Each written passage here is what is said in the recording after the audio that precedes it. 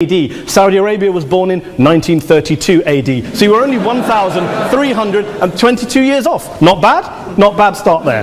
Talking of maths, by the way, a man named Al-Khwarizmi was one of the greatest mathematicians of all time, a Muslim, worked in the golden age of Islam.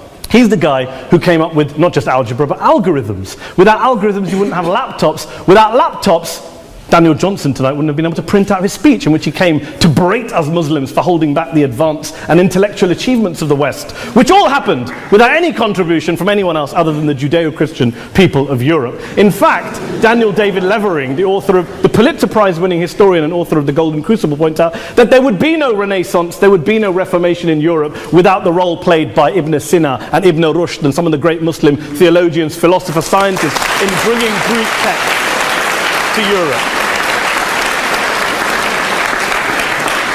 As for this being our university, I will leave that to the imagination as to who is our and who is there. I studied here too.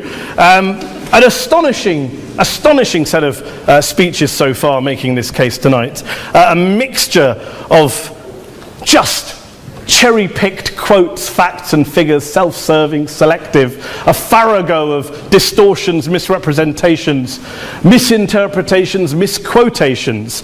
Daniel talked about my article in the New Statesman, which got me a lot of flack, where I talked about the anti-Semitism that is prevalent in some parts of the Muslim community, which indeed it is. Of course, I didn't say in that piece that it was caused by the religion of Islam. In fact, modern anti-Semitism in the Middle East was imported from, finish the sentence, Christian, Judeo-Christian Europe, where I believe some certainly bad things happened to the Jewish people. In fact, Tom Friedman, Jewish-American columnist in the New York Times, told me in this very chamber last week that he believed, had Muslims been running Europe in the 1940s, 6 million extra Jews would still be alive today. So I'm not going to take lessons in anti-Semitism from someone who's here to defend the Judeo-Christian values of a continent that murdered 6 million Jews. Moving swiftly on. Yes. Absolutely. Well, I'm about to make that point. No, I'm about to make that point. You're right. I agree with you. I agree with you 110%. That is my point. I don't think Europe is evil or bad. I'm a very proud European. I don't want to judge Europe on that basis, but if we're going to play this gutter game where we pull out the Bali bombing and we pull out examples of anti-Semitism in the Islamic community, then of course I'm going to come back and say, well, hold on. I mean, look, let's be very clear. Daniel here was a last-minute replacement for Douglas Murray, who had to pull out. And Douglas and I have a well-documented differences, but to be fair to Douglas, as to be fair to Anne-Marie and to Peter, atheists see all religions as evil, violent, threatening. What the problem I have with Daniel's speech is that Daniel comes here to run this robust defense of Christianity, forgetting that his fellow Christians, people who said they were acting in the name of Jesus, gave us the Crusades, the Spanish Inquisition, the anti-Jewish pogroms, European colonialism in Africa and Asia, the Lord's Resistance Army in Uganda, not to mention countless arson and bomb attacks on abortion clinics in the United States of America to this very day. I would like a little bit of humility from Daniel first before he begins lecturing other communities and other faiths on violence, terror and intolerance. But, no thank you. Some water. But I would say this, to address the gentleman's very valid point here, I'm not going to play that game. I don't actually believe that Christianity is a religion of violence and hate because of what the LRA does in Uganda or what Crusaders did to Jews and Muslims in Jerusalem when they took back the city in the 12th or 13th or whatever century it was. I believe that Christianity, like Islam, like pretty much every mainstream religion, is based on love and compassion and faith. I do follow a religion in which 113 out of the 114 chapters of the Quran begins by introducing the God of Islam as a God of mercy and compassion. I would not have it any other way. I don't follow a religion which introduces my God to me as a God of war, as some kind of Greek God of wrath, as a God of hate and injustice. Not at all. As Adam pointed out, you go through the Quran and you see the mercy and the love and the justice. And yes, you have verses that refer to warfare and violence. Of course it does. This is not a motion about pacifism. I'm not here to argue that Islam is a pacifistic faith. It is not. Islam allows military action, violence in certain limited contexts. And yes, a minority of Muslims do take it out of that context. But is it religious? We talked about Woolwich. Daniel and Anne-Marie have suggested that it's definitely religion that's behind all of this. Well, actually, what I find so amusing tonight is we're having a debate about Islam.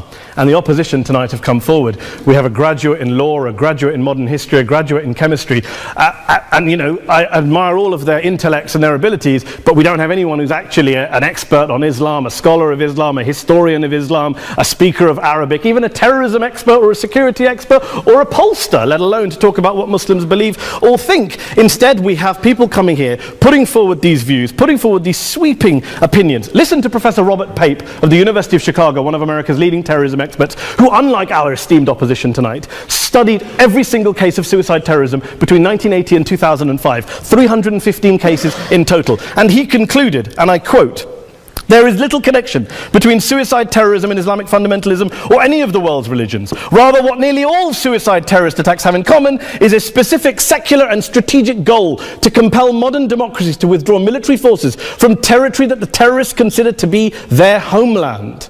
And the irony is, when we talk about terrorism, the irony is that the opposition and the Muslim terrorists, the Al-Qaeda types, actually have one thing in common. Because they both believe that Islam is a warlike, violent religion. They both agree on that. They have everything in common. Osama bin Laden would be nodding along to everything he's heard tonight from the opposition side. He agrees with them. The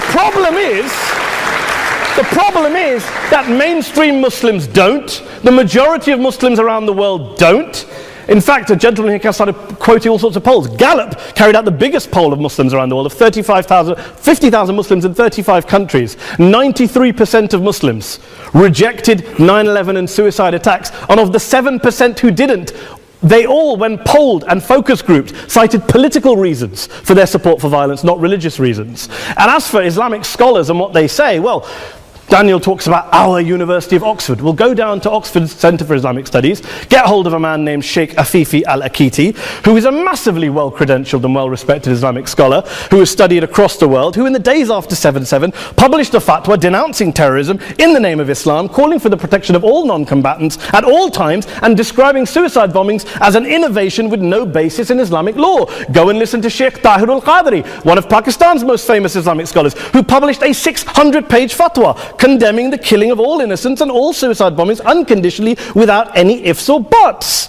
There's nothing new here. This is mainstream Islam, mainstream scholarship, which has said this for years. You don't go out and kill people willy-nilly in the high street or anywhere else, on a bus or a mall, based on verses of the Quran that you cherry-pick without any context, any understanding, any interpretation, or any commentary. Point of information. Please. What about stoning of women, for example, in such Well, It doesn't happen, apparently. I didn't say it doesn't happen at all. I never said it didn't happen. I don't blame Islam. Yes, it's a very good point. And a lot of us are campaigning against that. And we're campaigning against it in the name of Islam. We're campaigning against it in the name of various interpretations of Islam. Anne-Marie comes and scares us with her talk of Sharia law. I would like to see the book of Sharia law. It doesn't exist. People argue over what Sharia law is. And you empower the extremists by saying there is only one version. You empower them all. I don't believe you took any interruptions, Anne-Marie, so I think you should stay there for a moment. Several countries. Here's what we're dealing with. Here's what we're dealing with. I took your point. Here we are dealing with a 1400-year-old global religion, followed by 1.6 billion people in every corner of the world, a quarter of humanity, of all backgrounds, cultures, ethnicities. And yet the opposition tonight wants to generalize, stereotype, smear in order to desperately win this debate. And here's my question, if we're going to generalize and smear. If, okay, people say yesterday's bombers, and we've got to be careful, there's a trial going on, were yesterday's attackers, motivated by Islam? Big debate. I don't believe they were. Let's say they were. Let's say Faisal Shahzad, the Times Square bomber, was motivated by Islam. Let's assume, for sake of argument, that Richard Reeves, the shoe bomber, was motivated by Islam.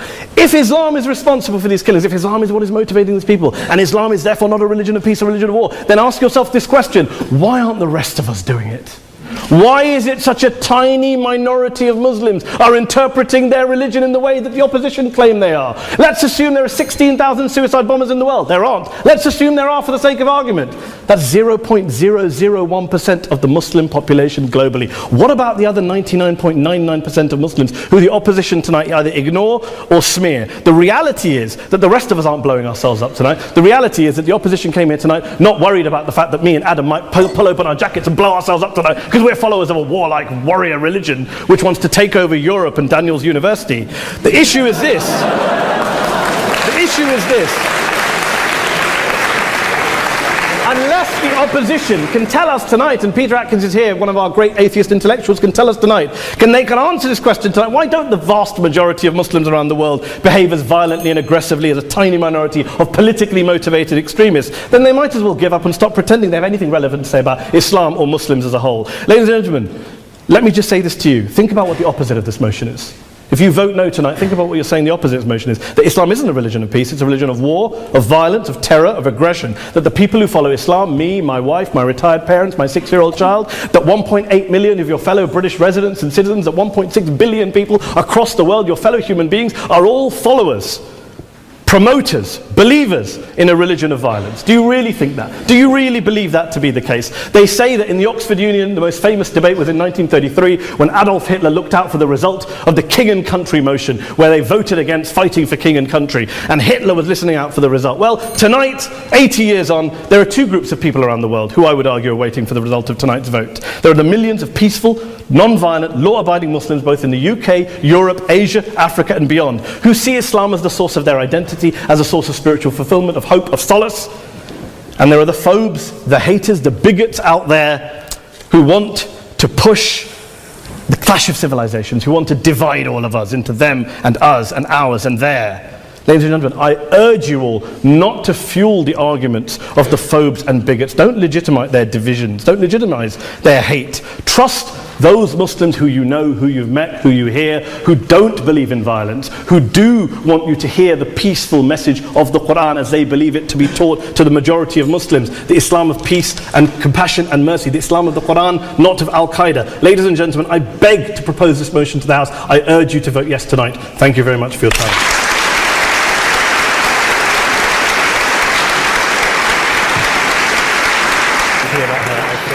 In it, as good men will find anywhere. But we, through examples of the behavior that Islam inspires and often condones, and I, by seeking to show that Islam has an intrinsic fault, long for Islam 2.0. Islam 2.0, Islam's enlightenment, will have an emphasis on humanity, subtlety, harmony, and reason, and be virtuous. On that point, this evening, though, you are judging Islam 1.0, not Islam 2.0. By opposing the motion, you will be encouraging the emergence of what most of humanity really longs for, but for which does not yet exist. Please, for the sake of humanity, oppose.